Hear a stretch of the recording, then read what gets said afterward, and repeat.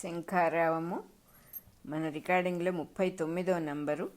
ఇక్కడ 4వ అధ్యాయమైన జ్ఞానయోగంలో 10వ శ్లోకం చదువుకుంటున్నాం. ఇప్పుడు ఇక్కడ ఉపాశ్రయం గురించి ఇంతకుముందు మనం కొద్దిగా చెప్పుకున్నాము. పరమాత్మ ఉపాశ్రయించాలి అని అన్నారు. ఆ ఉపాశ్రయం అనే హెడ్డింగ్తో ఇప్పుడు మాట్లాడుకుంటున్నాం, ఇప్పుడు చదువుకుంటున్నాం అన్నమాట. ఈ సాధనకు రాగము, భయము, క్రోధము పోగొట్టుకొనవలెను. తపస్సుచే జ్ఞానము పొందవలెను. రాగము అనగా వ్యక్తుల యొక్క లేక పదార్థముల యొక్క ప్రత్యేక స్వభావములయందు, పేర్లయందు, ఆకారములయందు కోరికలను స్థాపించుకొనుట, వాని యందు సుఖమును పొందచూచుట. భయము అనగా అవి తమకు దూరమగునని తలచి దూరము కాకుండుటకు ప్రయత్నించుట. క్రోధము అనగా వానిని మన నుండి దూరము చేయు కారణములను ఇష్టము లేకయే స్మరించుచుండుట. పేర్లు, ఆకారములు, ప్రత్యేక వ్యక్తుల స్వభావములు, పదార్థముల ధర్మములు మన చుట్టూ నిండి ఉన్నవి. వాని లోపల ఉన్నది కూడా నీలో ఉన్నదే, దానినే నేను అని పిలచుచున్నావు. కనుక నన్ను జ్ఞప్తి ఉంచుకొనుము, అప్పుడు వానికి ప్రత్యేక అస్తిత్వం ఉండదు. నాయందు అవి కలుగుచు వర్తించుచు నాలోనికి కరిగిపోచుండును. ఇట్లు స్మరించుచుండుటయే నన్ను ఉపాసించుట. రాగము, భయము, క్రోధము పోగొట్టుకొనుటకు మార్గం ఒక్కటే, అందరి ఎందుగల నన్ను ఆశ్రయించుట. ఇతరులతో నీవు పెట్టుకున్న ప్రయోజనములను ఆశ్రయించినచో నీ ప్రయోజనములతో నీవే చిక్కుకొని నన్ను కనుగొనలేవు.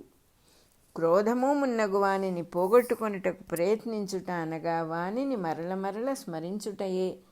కోపము కలిగినను ప్రేమ కలిగినను జరుగునది స్మరించుటయే. క్రోధమును, రాగమును, భయమును పోగొట్టుకొనవలెనని స్మరించుట వలన వాని స్థితినే పొందుట జరుగును. కనుక వాని నుండి తప్పించుకొనుటకు కూడా మార్గము నేనే. పేర్లకు, ఆకారములకు, సంబంధములకు లోపల బయట నిండి ఉన్న నన్ను స్మరించుచున్నచో క్రోధాదులు జ్ఞప్తికి రావు, అనగా నీ అస్తిత్వము నుండి జారిపోవును.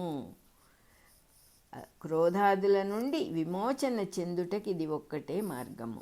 అందరిలో అంతర్యామిగా ఉన్న ఈ నన్ను స్మరించుట వలన నా యందుండి నా స్థితిలో ఉండుట జరుగును. దీని ప్రయత్నమునే ఉపాశ్రయము లేక సమర్పణము అని వ్యవహరింతురు. మనకున్నది సమర్పణము చేయుట కాదు, మన అభిప్రాయములను ఇతరులను గూర్చి అల్లుకొనుచున్న ఊహల అల్లికలను సమర్పణ చేయవలెను. దీనికి కావలసిన సామర్థ్యము తపస్సు వలన కలుగును.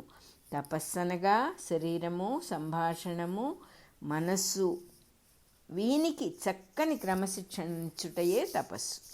సత్యమునే పలుకుట, దానిని ప్రియముగా మాత్రమే పలుకుట, ఇతరులకు బాధ కలిగించు సంభాషణములను తొలగించుట వాంగ్మయమైన తపస్సు. స్నానాదులు, కావలసిన వ్యాయామము, ఆహార శుద్ధి, రుచికరమైనది ఆవశ్యకతను బట్టి మాత్రమే భుజించుట శారీర తపస్సు అనబడును.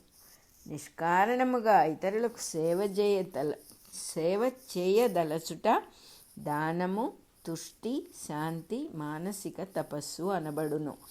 ఈ 3 విధములైన తపస్సు వలన జ్ఞానము కలుగును. జ్ఞానమనగా వ్యక్తుల, పదార్థముల ఆకారములు, స్వభావములు మన మనస్సునందు నిలువక లోపలనున్న అస్తిత్వమునందు మనస్సు లీనమై తాను జీవించి ఉండుట. అట్టి తనమయముగా తన కర్తవ్యము సర్వము వ్యవహరింపబడుట. తపస్సుచే జ్ఞానము కలిగినప్పుడు సర్వకర్మలను జ్ఞానముతో నిండి ఆచరింపబడును. అట్టి జీవితము కర్మబంధము లేక పవిత్రమై నడచును. 10వ శ్లోకం అయిపోయింది. నేను చూచువారిని బట్టి కనిపించువాడను.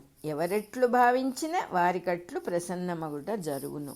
ఒకడు ఒక యువతిని మోహించి వ్యామోహము చెందినప్పుడు వానికామె ప్రియురాలిగా కనిపించును. వివాహమాడినప్పుడు భార్యగా కనిపించును. ప్రేమ స్థిరపడినప్పుడు ప్రేమస్వరూపుడనై కనిపించును. మమకారాదులు క్షాళనమైన వెనుక నా సాన్నిధ్యమునే అతడు దర్శించును. ఇట్లు ఎవరెన్ని మార్గములు పట్టినను నా మార్గముననే క్రమముగా సమీపించుచున్నారు. 11వ శ్లోకం అయిపోయింది. మానుషలోకము అని ఇంకో హెడ్డింగు. తాము సంకల్పించిన పనులు ప్రయత్నములు నెరవేరి ఫలితము సవ్యముగా కలిగినప్పుడు జనులు సంతోషము చెందుదురు. నెరవేరనప్పుడు బాధ కలుగును. నెరవేరుటకై కొందరు వ్యక్తులను ఆశ్రయించుట, కొందరిని అర్థించుట, కొందరిని ఆజ్ఞాపించుట, కొందరికి ధనము గాని ప్రయోజనములు గాని సమకూర్చుట చేయుచుందురు. దానితో వారు సుముఖులై తమకు కావలసిన పనులను సాధ్యమైనచో నెరవేర్చి పెట్టుచుందురు. ఇట్టి ప్రయత్నములన్నీ మనుష్యలోకమునకు చెందినవి, అనగా ఒకరి మీద ఒకరికి గల అభిప్రాయముల పైనను సంకల్పముల పైనను ఆధారపడి ఉన్నవి.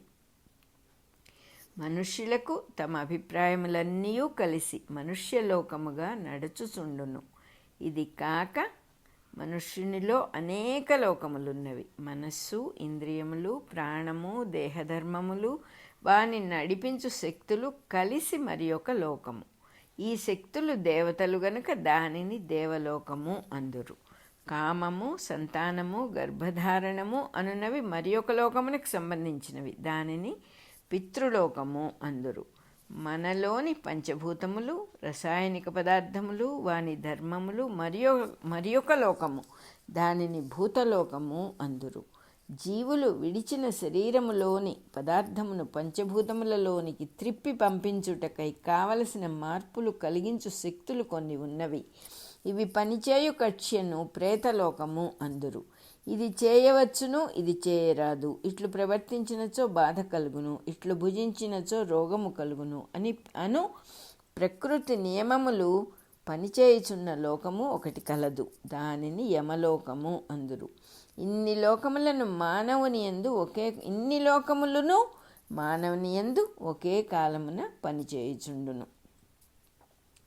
తాను పనిచేయునది మాత్రము తన మనస్సున కలిగిన ఊహలతో అల్లుకొనిన చాప వంటి లోకము. ఇందు ఇతరులపై తనకు గల అభిప్రాయములు, లాభనష్టములు, ప్రయోజనములు మున్నగునవి పనిచేయుచుండును. దీనిని అనుసరించి ఏర్పరుచుకున్న విలువలలో ఎక్కువ మంది మానవులు పనిచేయుచుందురు. ఇట్టి పనులను మనుష్యలోక కర్మలు అందురు. మంచికి కానీ చెడుకు కానీ ఈ లోకమున వెంటనే ఫలితము కనిపించును.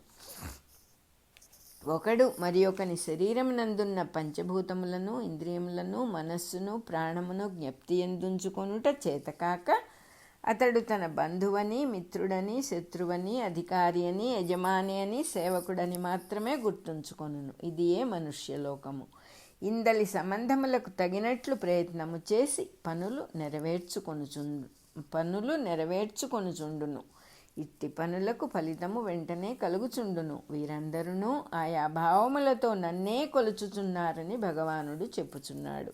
అనగా మానవునిలో పనిచేయుచున్న లోకములన్నీ తనయందే వర్తించుచున్నవి గదా. తానన్నిటి యందునూ సర్వాంతర్యామి అయి ఉన్నాడు కదా. కనుక ఎవ్వరినేది అడిగినను తననే అడుగుట జరుగును. ఎవరేది చెప్పినను విన్నను భగవంతుడే చెప్పుట వినుట జరుగుచుండును. ఇవన్నీ భగవంతుడు చేయడు గాని భగవంతుని యందే జరుగుచుండును. నీటిలోనున్న భగవంతుడు నీరుగా ఉండవలనని అతడు కోరడు గాని నీటి యొక్క పరిస్థితి లేక అవతారము లోకరక్షణకై భగవంతుని యందు వర్తించును. అట్లే మానవులు చేయు ప్రవర్తనలు భగవంతునికి ఉండవు గాని భగవంతుని యందే వర్తించును. 12వ శ్లోకం అయిపోయింది. భూమి మీద జన్మించిన మానవులు తమ సదుపాయమునకై బ్రాహ్మణ, క్షత్రియ, వైశ్య, శూద్ర ధర్మములను అనుసరించి 4 వర్ణములుగా ఏర్పడిరి. ఏ మానవ జాతి అయినను ఈ 4 ధర్మములనే ఏర్పరచుకొని తమ పనులను పంచుకొనుచుండును. ప్రతి మానవుడును తన స్వభావముననుసరించి తనకు నచ్చిన పనులయందు నైపుణ్యము సంపాదించి ఇతరులకు ఉపయోగపడుచుండును. ఇష్టము లేకున్నను లేకపోయినను ఉపయోగపడుచుండును. ఇష్టమున్నవాడు సంతోషముతో ఇతరుల పని చేసిపెట్టి అన్నవస్త్రములను పొందును. ఇష్టము లేనివాడు ఆ పనిని బానిస వృత్తిగా ఉద్యోగము, నౌకరి అను పేర ఇంకొకరి చేత నిబంధించుకొని చేయును.